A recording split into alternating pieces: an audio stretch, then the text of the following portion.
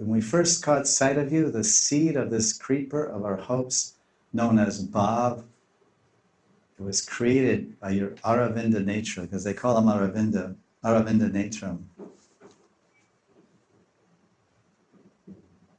Asham Dritam Chirad Aravinda Netram. So that glance created a seed of desire. We have to, I'm attracted, I'm feeling attached, I'm feeling bewildered, I want to meet, I'm desiring, I'm thinking when to meet, how to meet, will we meet.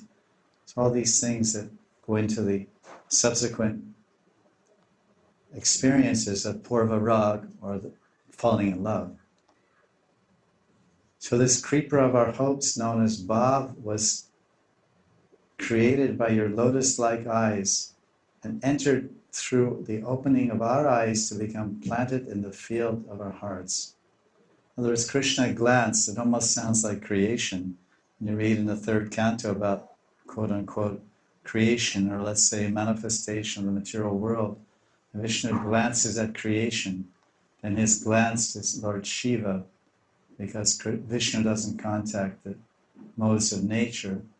So Shiva, he contacted the material energy, Durga, and then everything was manifested.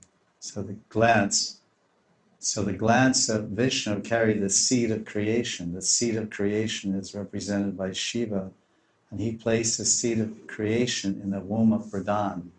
The womb of Pradhan, or the Mahatattva, and Pradhan is the form of persona, or the energy, or of Durga. So the combination of Shiva, or the seed of Vishnu. So here Krishna, his beauty is Aravinda's beautiful lotus eyes. When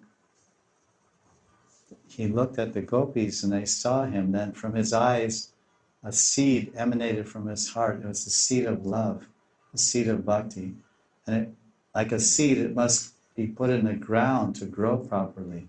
So the seed of Vishnu's glance was planted in the ground of the Pradhan, and from that impregnation of Pradhan, then all this manifestation and multivarious aspects of creation manifested in sequence. So this analogy they're explaining to Krishna said, listen, you're telling us to go back home, but it's your fault. We were peacefully at the Yamuna pulling some water from the Yamuna and putting it in our heads, and you were staring at us. We weren't staring at you.